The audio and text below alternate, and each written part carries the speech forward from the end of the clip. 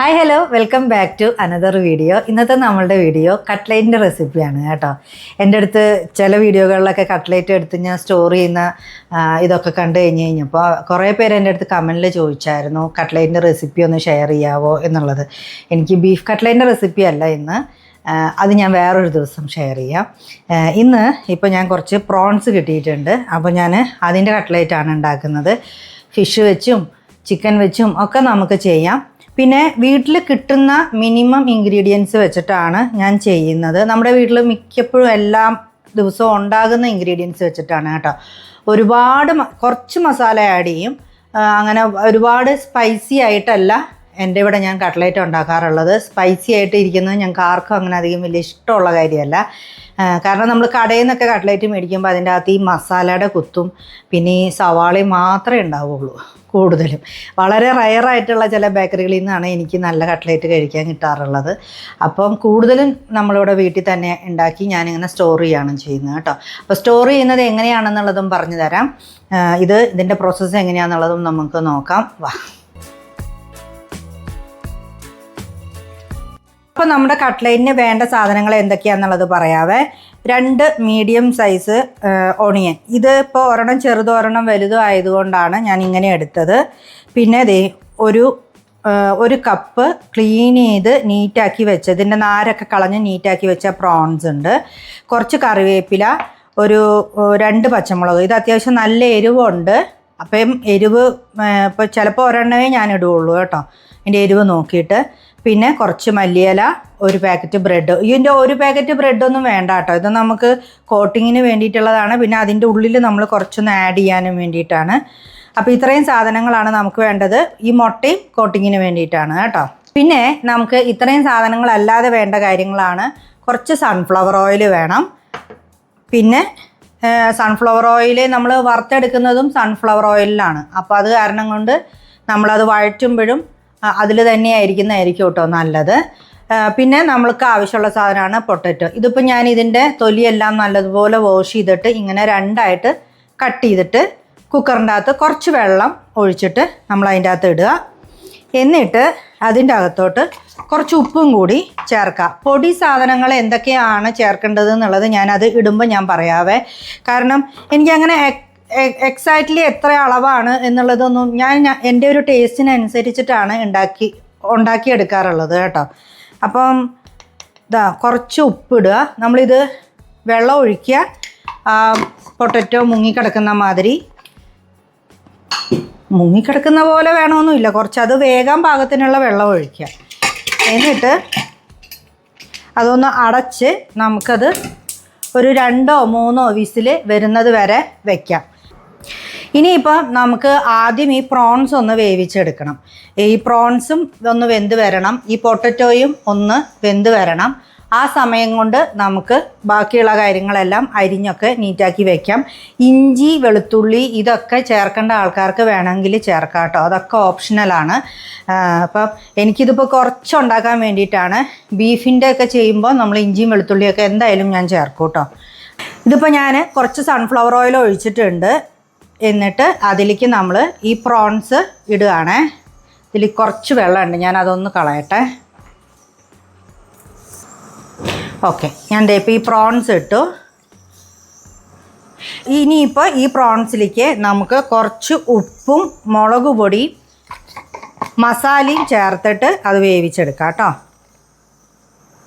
കുറച്ച് ഉപ്പ് ഈ പ്രോൺസിലേക്ക് ആവശ്യത്തിനുള്ളത് മാത്രം മതി. നമുക്ക് ഉപ്പ് കുറവാണെങ്കിൽ പിന്നെ ചേർക്കാവേ, അപ്പം അധികം ആദ്യം ഇടരുത്. ഇപ്പം നമ്മൾ ഉപ്പിട്ടു, കുറച്ച് മഞ്ഞൾപ്പൊടി, പിന്നെ കുറച്ചെന്ന് പറഞ്ഞാൽ ഒരു നുള്ള് അത് മതി. പിന്നെ എരിവിന് നമ്മൾ ആ പച്ചമുളകാണ് ചേർക്കുന്നത്. അപ്പം ഈ സമയത്ത് നമുക്ക് വേണം എന്നുള്ളവർക്ക് ഇതിൻ്റെ കൂടെ കുരുമുളക് പൊടിയോ എന്ത് വേണമെങ്കിലും ചേർക്കാം കേട്ടോ.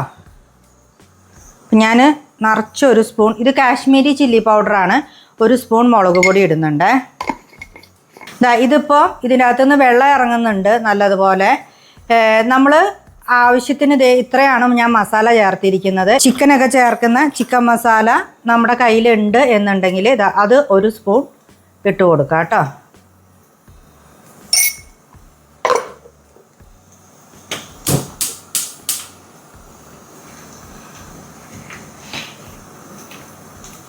എന്നിട്ട് ഇതിൻ്റെ വെള്ളം നല്ലതുപോലെ വറ്റുന്നത് വരെ ഒന്ന് നമുക്ക് തീ കൂട്ടി വെച്ച് കൊടുക്കാം. കാരണം പ്രോൺസിന് അധികം വേവൊന്നുമില്ല.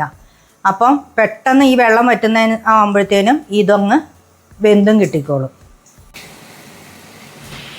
ഇത് ദേ ഇപ്പോൾ പ്രോൺസിൻ്റെ വെള്ളം കണ്ടോ നല്ലോണം വറ്റിയിട്ട് ആ മസാലയെല്ലാം അതിനകത്ത് നല്ലതുപോലെ പിടിക്കുന്നുണ്ട് കേട്ടോ. ഇത് കണ്ടോ നല്ല പോലെ വറ്റി വരണേ. അപ്പം കറക്റ്റ് പ്രോൺസും വേവും. ഇത് ഒരു 5 മിനിറ്റൊക്കെ എടുക്കുള്ളൂ കേട്ടോ ഇതിങ്ങനെ ആവാനായിട്ട്.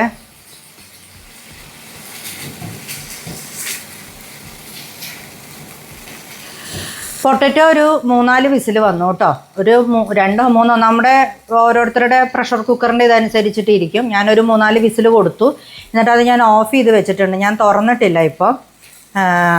ഇനിയിപ്പോൾ ദേ ഇത് കണ്ടോ ഇത് ദേ നല്ല പോലെ വറ്റിയിട്ട് അതിൻ്റെ ഫുൾ വെള്ളവും വറ്റി നല്ലോണം ഡ്രൈ ആയി. നമ്മളുടെ പ്രോൺസ് നല്ലതുപോലെ എന്താണ് പറയുക വരണ്ട് വന്നിട്ടുണ്ട്. അത് പ്രോൺസിന് അതിനുള്ള വേവേ ഉള്ളൂ കേട്ടോ. നമുക്ക് ഇനി ഈ ഐറ്റംസുകളെല്ലാം ഒന്ന് കട്ട് ചെയ്ത് വെക്കാം. അപ്പോഴത്തേനും പൊട്ടറ്റോയും അവിടെ കറക്റ്റ് വേവായിട്ടുണ്ടാവും, പ്രോൺസ് ചൂടാറിയിട്ടുണ്ടാവും, നമുക്ക് കട്ട് ചെയ്തെടുക്കാനായിട്ടുള്ള പാകത്തിനാവും കേട്ടോ. അപ്പം നമുക്ക് ഇനി ഇതെല്ലാം ഒന്ന് ചെറുതായിട്ട് കുനുകുനാന്ന് അരിയണം. കുനുകുനാന്ന് അരിഞ്ഞിട്ട് നമുക്ക് അത് ഒന്ന് വഴറ്റി ഇതിൻ്റെ കൂടെ ചേർത്ത് പ്രോൺസ് എല്ലാം കട്ട് ചെയ്തിട്ട് വേണം നമ്മൾ അതിൻ്റെ അകത്ത് ഇടാൻ. എങ്ങനെയാണ് ചെയ്യുന്നതെന്ന് സ്റ്റെപ്പ് ബൈ സ്റ്റെപ്പായിട്ട് കാണിച്ചു തരാവേ. ചോപ്പറിൻ്റെ അകത്തിട്ട് അടിച്ച് കഴിയുമ്പോൾ ഉണ്ടല്ലോ ഭയങ്കര സ്മോളായിപ്പോവും.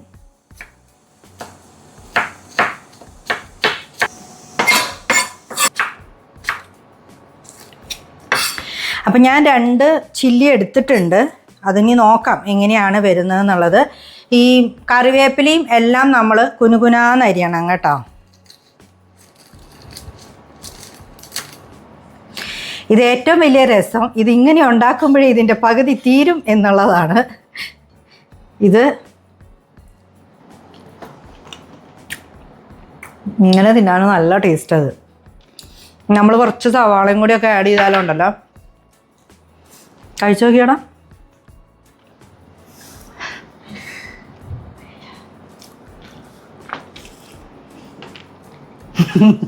നല്ല ടേസ്റ്റാണ്.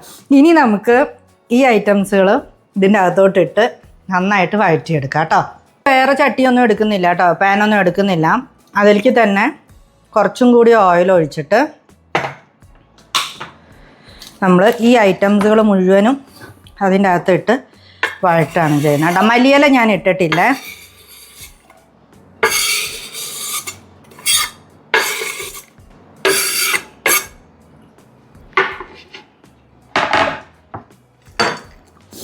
ഇനി നമുക്കിത് വഴറ്റിയെടുക്കാം. കുറച്ച് ഉപ്പ് ചേർത്തേരെ, അപ്പോൾ നമുക്കിത് പെട്ടെന്ന് വഴന്ന് കിട്ടുമേ.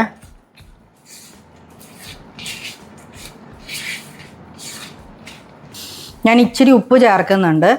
അപ്പോൾ അത് ഒന്ന് വഴന്ന് വരാൻ വേണ്ടിയിട്ടാണ് പെട്ടെന്ന്.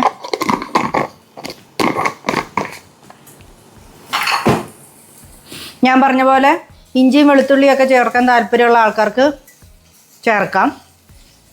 ഫിഷിൻ്റെ ഇതിൽ ആഡ് ചെയ്യാൻ പിന്നെ നമുക്ക് ആഡ് ചെയ്യാൻ പറ്റുന്ന ഒരു സാധനമാണ് ഉലുവാപ്പൊടി. അത് വളരെ കുറച്ച് ഇടാവുള്ളൂ, അധികം ഇട്ട് കയ്പ്പ് വരും. അപ്പം ഫിഷിൻ്റെ കട്ട്ലേറ്റ് ചെയ്യുകയാണെന്നുണ്ടെങ്കിലും പ്രോൺസിൻ്റെ കട്ട്ലേറ്റ് ചെയ്യുകയാണെങ്കിലും ഉലുവയുടെ പൊടി ഒരു തരി ചേർത്ത് കഴിഞ്ഞാൽ നല്ലതാട്ടോ. പിന്നെ ഞാൻ ചേർത്ത മസാലപ്പൊടി ഞാൻ തന്നെ ഇവിടെ വീട്ടിൽ പൊടിക്കുന്നതാണ്. അപ്പോൾ അതിൻ്റെ റെസിപ്പി ഞാൻ വേറൊരു ദിവസം ഷെയർ ചെയ്യാവേ.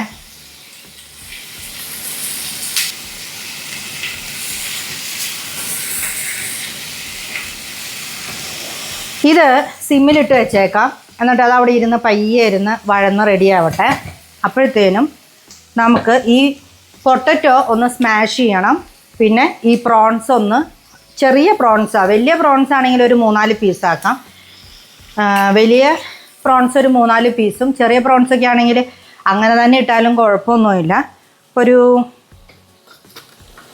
2 പീസാക്കാം അല്ലേ. 2 പീസൊക്കെ ആക്കിയിട്ട് കട്ട് ചെയ്തെടുക്കാം. അതിൻ്റെ ഒരുപാട് മസാലയൊന്നും പോവരുത്.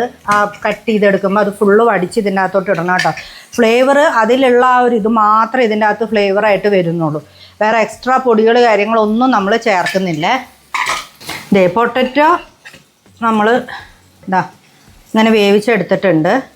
അതൊന്നും ഇങ്ങനെ ഒരു കുറച്ചിതേ ഉള്ളൂ. അപ്പോൾ അത് കാരണം കൊണ്ട് ഒരു 2 എണ്ണേ ഞാൻ എടുത്തിട്ടുള്ളൂ കേട്ടോ. 2 ഇടത്തരം പൊട്ടറ്റോ.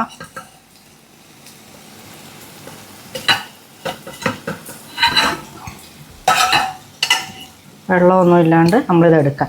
ഇനി ഈ ചൂടിന് തന്നെ നമ്മൾ തൊലി കളഞ്ഞിട്ട് ഇത് സ്മാഷ് ചെയ്ത് വെക്കാം. അല്ലാന്നുണ്ടെന്നുണ്ടെങ്കിൽ നമുക്കത് ചിലപ്പം ആറിക്കഴിഞ്ഞ് കഴിയുമ്പം കുറച്ച് ഹാർഡായിപ്പോയ പണിയാണ്. ഈ ചില സമയത്ത് കിട്ടുന്ന പൊട്ടറ്റോസ് ആറിക്കഴിയുമ്പം ഹാർഡായിപ്പോവും.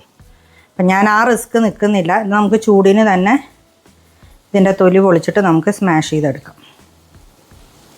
എൻ്റെ ആയുധമെടുത്ത് ഞാൻ ഇങ്ങനെ സ്മാഷ് ചെയ്യാൻ തുടങ്ങിയിട്ടുണ്ട്. കണ്ടോ? പൊട്ടറ്റോ തൊലിയെല്ലാം കളഞ്ഞ് ഇതുപോലെ നല്ലോണം പൊടിച്ചെടുക്കുക.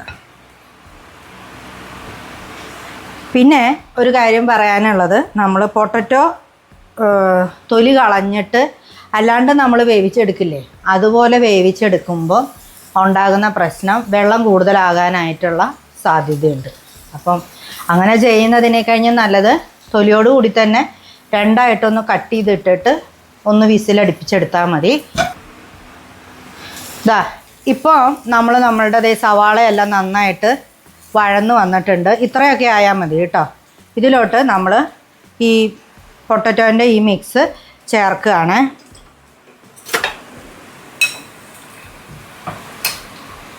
ഇത് നമ്മൾ ഉപ്പിട്ടിട്ടാണ് വേവിച്ചത്. അപ്പോൾ ഇതിനി സെപ്പറേറ്റ് ഉപ്പ് ചേർക്കേണ്ട കാര്യമില്ല.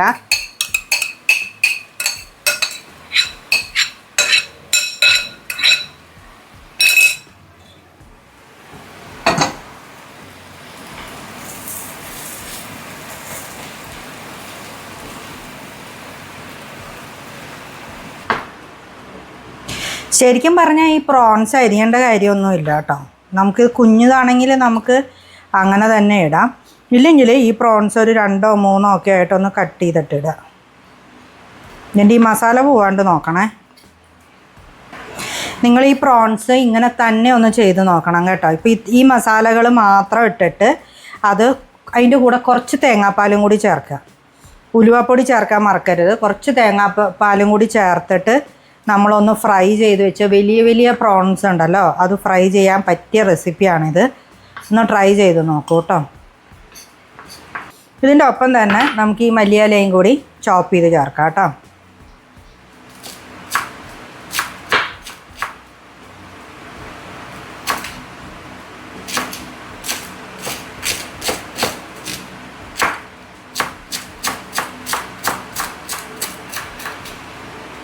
ഓക്കെ, ഇനി ഇത് നമുക്ക് അതിനകത്തോട്ട് ആഡ് ചെയ്യാവേ.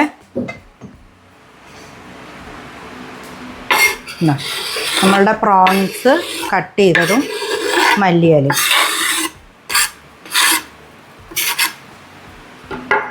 നമ്മുടെ പ്രോൺസും മല്ലിയിലയും ഒക്കെ ചേർത്തു. ഇനി ഇത് നല്ലപോലെ മിക്സ് ചെയ്യണം കേട്ടോ. ഇതിൻ്റെ അകത്താണ് ഇതിൻ്റെ ടേസ്റ്റ് ഇരിക്കുന്നത്. നല്ലപോലെ മിക്സ് ചെയ്ത് എല്ലായിടത്തും എത്തുന്ന മാതിരി മിക്സ് ചെയ്യാം. സിമ്മിലിടണേ. സിമ്മിലിട്ടിട്ട് ഇപ്പോൾ നമുക്ക് ഇതിൻ്റെ ഉപ്പ് കാര്യങ്ങളൊക്കെ കറക്റ്റാണോ എന്നുള്ളത് ഒന്ന് ചെക്ക് ചെയ്ത് നോക്കാം. ഞാൻ നോക്കട്ടെ.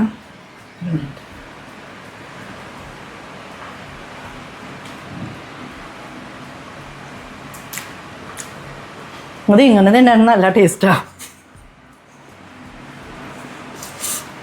മല്ലിയില ഏറ്റവും ലാസ്റ്റേ ചേർക്കാവുള്ളൂ കേട്ടോ. കാരണം അല്ലെങ്കിൽ അതിൻ്റെ ആ ഒരു ഫ്രഷ്നെസ് എല്ലാം പോവേ.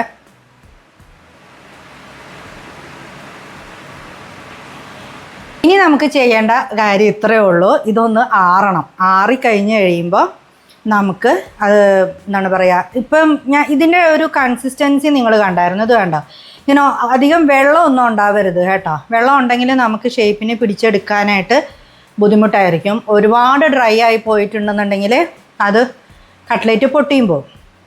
അപ്പം പലതരത്തിലും ചെയ്യാറുണ്ട് കേട്ടോ. ഒരു മെത്തേഡ് ഇങ്ങനെ. പിന്നെ ഇപ്പോൾ നമുക്കിപ്പോൾ കുറച്ച് കൂടുതൽ ഡ്രൈ ആയി പോയി എന്നുണ്ടെന്നുണ്ടെങ്കിൽ ഇതെന്തായാലും നോൺ വെജ് ആണല്ലോ. അപ്പോൾ ഇതിനകത്തോട്ട് നമുക്ക് വേണമെങ്കിൽ ഒരു മുട്ട പൊട്ടിച്ചിട്ടാൽ അതൊന്ന് ലൂസായിട്ട് കിട്ടും കേട്ടോ. ഇനി ഇത് കുറച്ച് ലൂസായിപ്പോയി, അത് കുറച്ചും കൂടിയും ടൈറ്റായി വരണം എന്നുണ്ടെന്നുണ്ടെങ്കിൽ നിങ്ങൾ കുറച്ച് ബ്രെഡ് ക്രംസ് ഒന്ന് ആഡ് ചെയ്ത് കൊടുത്താൽ മതി, അത് ടൈറ്റ് ആയിക്കോളും കേട്ടോ. ഉപ്പ് കാര്യങ്ങളൊക്കെ അപ്പോൾ അതിനനുസരിച്ച് നമ്മൾ ഒന്ന് ചേർത്ത് കൊടുക്കണം. കുറച്ചൊരു മധുരിപ്പ് കൂടുതലുണ്ടായിരിക്കും ബ്രെഡ് ക്രംസ് നമ്മൾ ഇതിനകത്ത് കൂടുതൽ ചേർത്താൽ കേട്ടോ. അപ്പം അധികം ചേർക്കരുത്.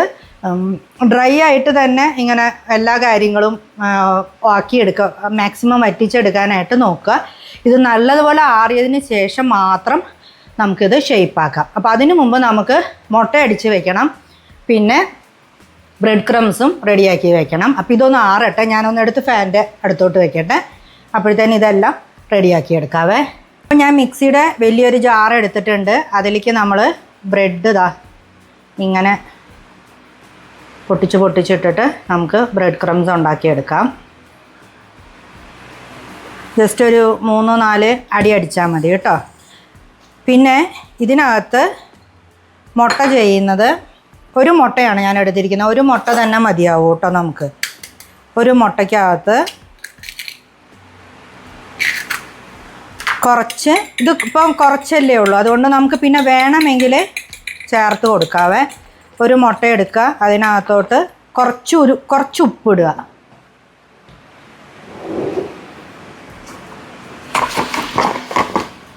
സാധാരണ മുട്ട പൊരിക്കാനൊക്കെ നമ്മൾ ഇടില്ലേ, അതുപോലെ കുറച്ച് ഉപ്പിടുക.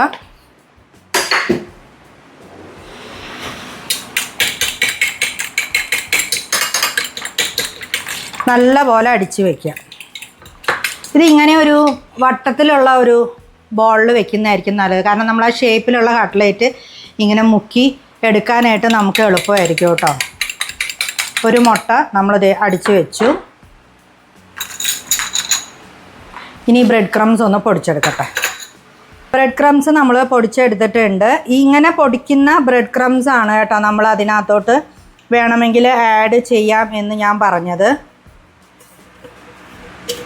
കണ്ടോ, പൊടിച്ചെടുത്തിട്ടുണ്ട്. ഇനി നമുക്ക് വേണം എന്നുണ്ടെങ്കിൽ ആ കോട്ടിങ്ങിന് അത് തികയുന്നില്ല എന്നുണ്ടെങ്കിൽ ഒരു 2-3 എണ്ണം കൂടി ആ സമയത്ത് നമുക്ക് പൊടിച്ചെടുക്കാം കേട്ടോ. ഇതിവിടെ ഇരിക്കട്ടെ. പിന്നെ കട്ട്ലേറ്റ് ഞാൻ എടുത്തു വെക്കുന്ന ഒരു ബോക്സാണ് കേട്ടോ ഇത്. ഞാൻ ഏതോ ഒരു വീഡിയോയിൽ കാണിച്ചപ്പോൾ അതിൻ്റെ അടിയിൽ 1-2 പേര് കമൻറ്റ് ചെയ്ത് ചോദിച്ചിട്ടുണ്ടായിരുന്നു അതിൻ്റെ ഉള്ളിൽ വെക്കുന്ന ഷീറ്റ് എന്താണ് എന്നുള്ളത്. ഇത് ഞാനിവിടെ ക്ലേ മോഡലിങ്ങിൻ്റെ ക്ലാസ് എടുത്തിട്ടുണ്ടായിരുന്നു. ആ സമയത്ത് കുട്ടികൾക്ക് ചെയ്തിട്ട് അവരുടെ ഉണ്ടാക്കിയിട്ടുള്ള 2D 3D ഫോമിലുള്ള സാധനങ്ങളെല്ലാം വെക്കാൻ വേണ്ടിയിട്ട് ക്രാഫ്റ്റ് ഷോപ്പിൽ നിന്ന് മേടിച്ചിട്ടുണ്ടായിരുന്ന ഒരു ഷീറ്റാണത്. അത് നമുക്ക് ഈ എന്താണ് പറയുക, നമുക്ക് എന്ത് പേപ്പർ എന്നാണ് പറയുക, അതിന് കനം കുറഞ്ഞ ഒരു പേപ്പർ ഉണ്ടാവും ഇതിൻ്റെ ഇടയിൽ ഒരു ലൈനിങ് ആയിട്ട്. നമുക്ക് ട്രേസിങ് പേപ്പറൊക്കെ പോലെ കിട്ടുന്ന ഒരു ഇതാണ് കേട്ടോ. ട്രേസിങ് പേപ്പറിൻ്റെ അത്രയൊക്കെ ഒരു ക്വാളിറ്റിയേ ഉള്ളൂ. എന്നാൽ നമ്മൾ ബേക്കിംഗ് പേപ്പറായിട്ട് നമുക്ക് പാച്ച്മെൻറ്റ് പേപ്പറോ അങ്ങനത്തെ ഒരു കട്ടി ഉണ്ടാവില്ല. അങ്ങനത്തെ ഒരു പേപ്പറാണുള്ളത്. ഇതിൻ്റെ ഒപ്പം അത് ഡിഫറെൻ്റായിട്ട് വരാൻ വേണ്ടി ഞാൻ ഏതെങ്കിലും ഒരു വീഡിയോയിൽ അത് കാണിച്ചു തരാം കേട്ടോ. അതിൻ്റെ ആ ഒരു പാക്ക് എൻ്റെ കയ്യിൽ ഇരിക്കുന്നുണ്ട്. അന്ന് മേടിച്ചതാണ്. പക്ഷേ ഞാൻ അതിൻ്റെ ഒരു ഷീറ്റ്, ഇത് ഇച്ചിരിയും കൂടി വലിപ്പം ഉണ്ടാവും. അത് ഞാൻ ഈ ബോക്സിൻ്റെ ഷേപ്പിന് കട്ട് ചെയ്തിട്ട് ഇങ്ങനെ ആക്കിയതാട്ടോ. ഇത് കട്ട്ലേറ്റ് വെക്കുമ്പോൾ അത് ഒട്ടി പിടിക്കാതെ ഇരിക്കാൻ വേണ്ടിയിട്ട് വെക്കുന്നതേ ഉള്ളൂ കേട്ടോ. അല്ലാണ്ട് സ്പെഷ്യലായിട്ടുള്ള ഇതൊന്നുമില്ല. നമുക്കിങ്ങനെ നിരത്തി ഇങ്ങനെ 2 ലെയറായിട്ട് വെക്കാൻ പറ്റും. അപ്പോൾ അതിന് വേണ്ടിയിട്ടാണ്. ഇനി കൈയൊക്കെ പോയി നന്നായിട്ട് വാഷ് ചെയ്ത് നീറ്റായിട്ട് നമ്മൾ ഇനി ഇതിൻ്റെ ഇടയിൽ വല്ല പൊട്ടറ്റോൻ്റെ പീസോ അങ്ങനെ എന്തെങ്കിലുമൊക്കെ ഉണ്ടെങ്കിൽ നമുക്കിങ്ങനെ ഒന്ന് ഉടച്ചു കൊടുക്കാം കേട്ടോ. കൈ കൊണ്ട് ഒന്നും കൂടി നന്നായിട്ട് മിക്സ് ചെയ്യുക. എന്നിട്ട് എൻ്റെ കയ്യിൽ ഇങ്ങനെ ഒരു മോൾഡുണ്ട്. ഇത് നമ്മൾ ഈ കുക്കി കട്ടർ പോലത്തെ സാധനമാണിത്, കുക്കി കട്ടറാണിത്. അപ്പോൾ ഞാൻ എൻ്റെ ഈ ഒരു കൈയുടെ അളവിന് ഇങ്ങനെയാണ് എപ്പോഴും ചെയ്യാറുള്ളത്. ഇങ്ങനെ എടുത്തിട്ട് ഇതിനകത്ത് വെച്ചതാ ഇങ്ങനെ അങ്ങ് ചെയ്യും. അപ്പോൾ ഇത് കറക്റ്റ്. എന്നിട്ട് ഇങ്ങനെ ഒന്ന് ഇതാക്കി കൊടുത്താൽ മതി. കണ്ടോ, ഈ ഒരു ഷേപ്പിന്. എന്നിട്ട് ഇത് ഇവിടെ ഇങ്ങനെ വയ്ക്കും. നമുക്ക് കട്ട്ലേറ്റിൻ്റെ പല ഷേപ്പിനും ചെയ്യാം കേട്ടോ. ഞാൻ കൂടുതലും ചെയ്യുന്നത് ഈ ഒരു ഷേപ്പിനാണ്. കണ്ടോ, പെട്ടെന്ന് ആയി കിട്ടുവേ. ഇത് കുറച്ച് കട്ട്ലേറ്റേ ഉള്ളൂ കേട്ടോ. സാധാരണ ചെയ്യുമ്പം 10-60 എണ്ണമൊക്കെ ചെയ്ത് വെക്കാറുണ്ട്. വെജ് കട്ട്ലേറ്റ് ചെയ്യാറുണ്ട്, ബീഫ് കട്ട്ലേറ്റ്. അപ്പോൾ ഇതിൻ്റെ എല്ലാം പൊട്ടറ്റോയും ഇതും എല്ലാം ഒരേപോലെ ആയിരിക്കും. പിന്നെ വെജ് കട്ട്ലേറ്റൊക്കെ ചെയ്യുമ്പോൾ നമ്മൾ പൊട്ടറ്റോ വേവിക്കുന്നതിൻ്റെ ഒപ്പം തന്നെ ക്യാരറ്റും ബീട്രൂട്ടും ഒക്കെ കൂടി വേവിക്കും.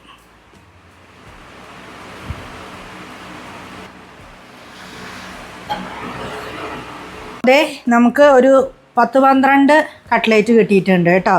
ഇത് കുറച്ച് പെട്ടെന്ന് ഉണ്ടാക്കി എടുക്കാൻ പറ്റും കേട്ടോ. ഇത് വീഡിയോ ആയിട്ട് ഞാൻ എടുക്കുന്ന കാരണം കൊണ്ടാണ് ഇങ്ങനെ സ്റ്റെപ്പ് ബൈ സ്റ്റെപ്പായിട്ട് കാണിക്കുമ്പോൾ ഇത്രയും ഇതായിട്ട് വരുന്നത്.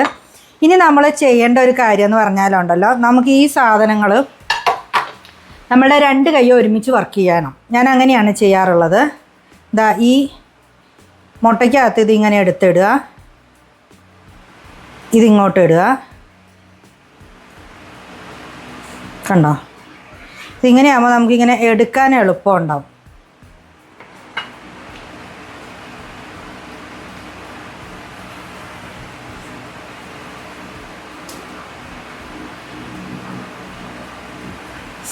എന്നിട്ട് ദാ ഇതിനെ ഇപ്പുറത്തെ കൈ യൂസ് ചെയ്തിട്ട് ഇതിങ്ങനെ കോട്ട് ചെയ്ത് വെക്കും. കണ്ടോ?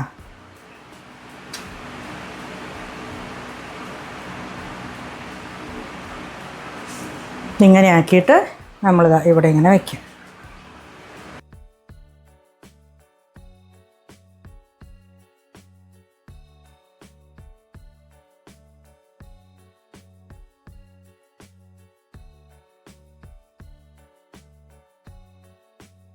നമുക്കുണ്ടല്ലോ ഒരു 10-20 കട്ട്ലേറ്റൊക്കെ ഇങ്ങനെ മുക്കി റെഡിയാക്കി വെക്കാൻ വേണ്ടിയിട്ട് ഒരു മുട്ട മതിയാവും കേട്ടോ. ഇതിപ്പോൾ ഇങ്ങനെ സ്ഥിരം ചെയ്യുന്ന കാരണം കൊണ്ട് ഏകദേശം ഒരു കണക്കൊക്കെ എനിക്കറിയാം.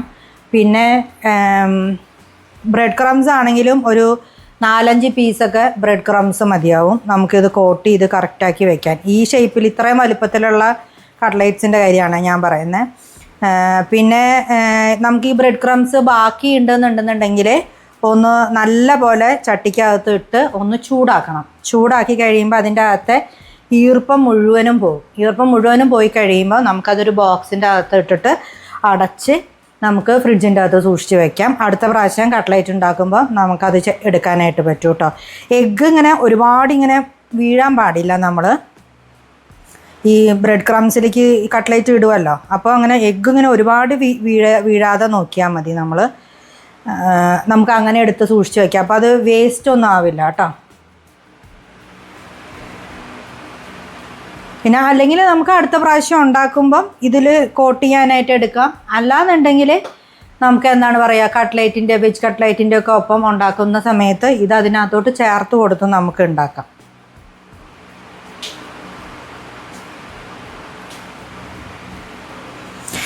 അപ്പോൾ ഇതാ നമ്മുടെ കട്ട്ലേറ്റൊക്കെ കോട്ട് ചെയ്തു. നമുക്കിപ്പോൾ ഇത് എക്സാക്ട്ലി ഇതേ 12 എണ്ണമാണ് കിട്ടിയത് കേട്ടോ.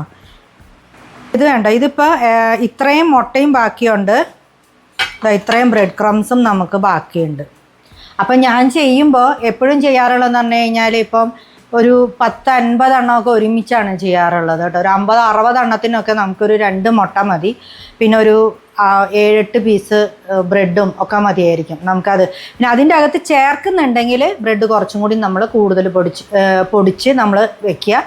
പിന്നെ ബാക്കി ഇങ്ങനെ വന്നിട്ടുണ്ടെങ്കിൽ തന്നെ നമുക്കത് ബോക്സിൻ്റെ അകത്താക്കിയിട്ട് വെച്ച് കഴിഞ്ഞാൽ അടുത്ത പ്രാവശ്യം ഉണ്ടാക്കുമ്പോൾ നമുക്ക് അതിനകത്ത് ചേർക്കാം. ഇതിവിടെ ഇങ്ങനെ എപ്പോഴെപ്പോഴും ഇടയ്ക്കിടയ്ക്ക് ഉണ്ടാക്കുന്ന ഒരു സാധനം ആയതുകൊണ്ട് നമുക്കത് ബാക്കി വന്നാലും അത് വേസ്റ്റ് ആയിട്ടൊന്നും പോകാറില്ല കേട്ടോ. അപ്പോൾ ഇതെല്ലാം ഞാനൊന്ന് ക്ലീൻ ആക്കട്ടെ, എന്നിട്ട് ഇത് നമുക്ക് വറക്കാം. ഇതാണ് നമ്മുടെ കട്ട്ലേറ്റ് എല്ലാം കണ്ടല്ലോ എടുത്ത് വെച്ചിട്ടുണ്ട് നമ്മൾ. ഇനി നമുക്ക് എണ്ണയൊന്ന് ചൂടാവാൻ വയ്ക്കാം കേട്ടോ. കട്ട്ലേറ്റ് ഉണ്ടാക്കിയെടുക്കുന്നതിൻ്റെ ഒരു ട്രിക്ക് എന്ന് പറഞ്ഞു കഴിഞ്ഞാൽ, ഒന്നാമത്തത് അതിൻ്റെ ഈ കൂട്ട് നമ്മൾ ശരിയാക്കുമ്പോൾ അതിൻ്റെ അകത്ത് വെള്ളത്തിൻ്റെ കൺസിസ്റ്റൻസി അത് കറക്റ്റാവണം. അല്ലെങ്കിൽ നമ്മളത് പൊട്ടിക്കുമ്പം ഭയങ്കര സോഗി ആയിട്ടിരിക്കും, അല്ലാന്നുണ്ടെങ്കിൽ ഭയങ്കര ഡ്രൈ ആയിട്ടിരിക്കും. അതിൻ്റെ കൺസിസ്റ്റൻസി കറക്റ്റായിട്ടിരിക്കണം. അതാണ് ആദ്യം നമ്മൾ ശ്രദ്ധിക്കേണ്ട കാര്യം. രണ്ടാമത് ശ്രദ്ധിക്കേണ്ട കാര്യമാണ് ഓയിൽ നല്ല ചൂടായിട്ട് വേണം നമ്മൾ കട്ട്ലേറ്റ് അതിൻ്റെ അകത്തോട്ട് ഇടാൻ. ചൂടാകാതെ നമ്മൾ ഒരിക്കലും കട്ട്ലേറ്റ് ഇടരുത്. കട്ട്ലേറ്റ് ഇട്ട് കഴിഞ്ഞിട്ടുണ്ടെന്നുണ്ടെങ്കിൽ അത് പൊട്ടും. പിന്നെ ഉണ്ടല്ലോ ഇത് സ്റ്റോർ ചെയ്യുന്നത് എങ്ങനെയാണെന്നുള്ളത് പറഞ്ഞു തരാവേ. ഇതിങ്ങനെ തന്നെ, വേറെ പ്രത്യേകിച്ച് കാര്യങ്ങളൊന്നും ഇതിന് ചെയ്യാനില്ല. ഇതിൻ്റെ മുകളിൽ നമ്മൾ ഇങ്ങനെ ഒരു ഷീറ്റും കൂടി വെക്കും. എന്നിട്ട് ഞാനിതിങ്ങനെ അടച്ചിട്ട് അതിൻ്റെ അകത്ത് ഇതിൻ്റെ മുകളിൽ ഒരു ലെയറും കൂടി വെക്കാം കേട്ടോ. നമുക്ക് ഷീറ്റ് ഇട്ട് കഴിഞ്ഞ് കഴിയുമ്പോൾ നമുക്കിങ്ങനെ ഒരു ലെയറും കൂടി ഇതിൻ്റെ പുറത്തോടെ വയ്ക്കുമ്പം ഒട്ടിപ്പിടിക്കില്ല.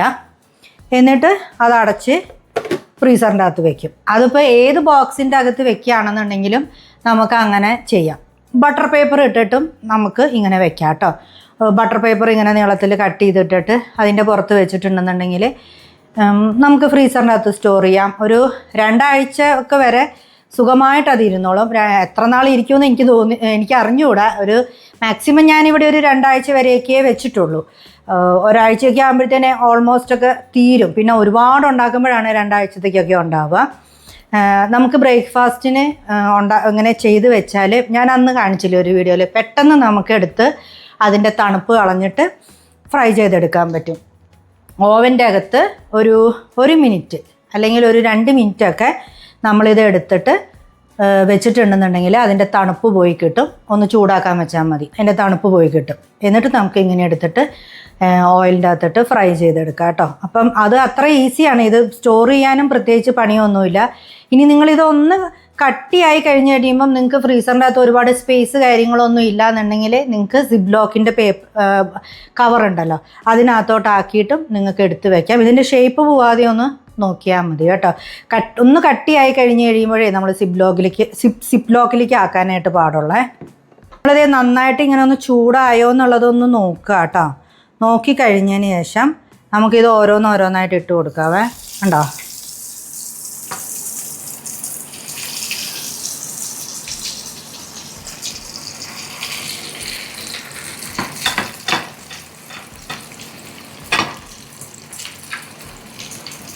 ഇത് ഇട്ട് കഴിഞ്ഞാൽ പെട്ടെന്ന് അനക്കരുത്, തിരിക്കരുത്.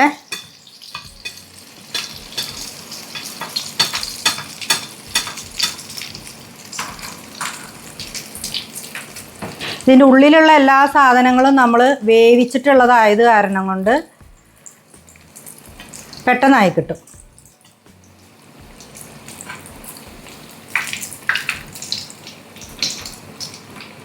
സൂക്ഷിച്ച് ചെയ്യുക.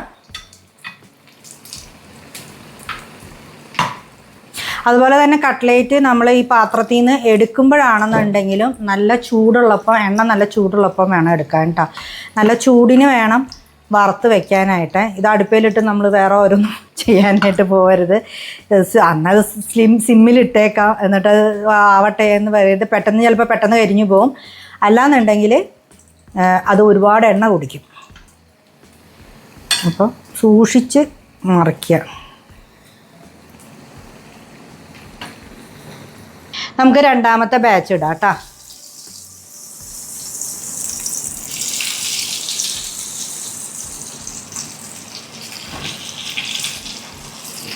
സൂക്ഷിക്കണേ, കൈ പൊള്ളാണ്ട്.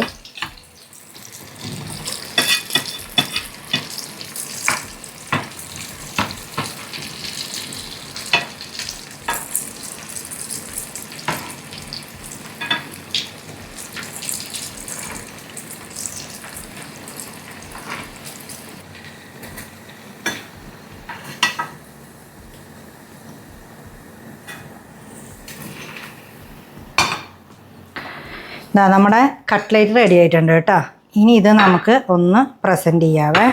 അപ്പോൾ നമ്മളുടെ പ്രോൺസ് കട്ട്ലേറ്റ് ഇത് ഇവിടെ റെഡി ആയിട്ടുണ്ട് കേട്ടോ. ഇത് കണ്ടോ, കറക്റ്റ് ഇതായിട്ട് വന്നിട്ടുണ്ട്. നമുക്ക് കെച്ചപ്പിൻ്റെ ഒപ്പം കഴിക്കാം. കെച്ചപ്പ് ഇല്ലെങ്കിൽ നമുക്ക് അടിപൊളിയായിട്ട് കഴിക്കാം കേട്ടോ. നല്ല റെസിപ്പിയാണ്. അപ്പോൾ ട്രൈ ചെയ്ത് നോക്കുക. എന്നിട്ട് താഴെ കമൻറ്റിൽ നിങ്ങളുടെ അഭിപ്രായങ്ങൾ എന്താണെന്നുള്ളത് അറിയിക്കുക. അപ്പം ഞാൻ എല്ലാ വീഡിയോയിലും പറയുന്നത് പോലെ ലൈക്ക് ചെയ്യുക, ഷെയർ ചെയ്യുക, സബ്സ്ക്രൈബ് ചെയ്യാത്ത ആൾക്കാർ സബ്സ്ക്രൈബ് ചെയ്യുക. അപ്പോൾ നല്ല നല്ല വീഡിയോസായിട്ട് കാണാം. ബൈ. അയ്യോ, പൊട്ടിച്ച് കാണിച്ചു തന്നില്ലല്ലോ. ഇതുണ്ടോ? അതെ,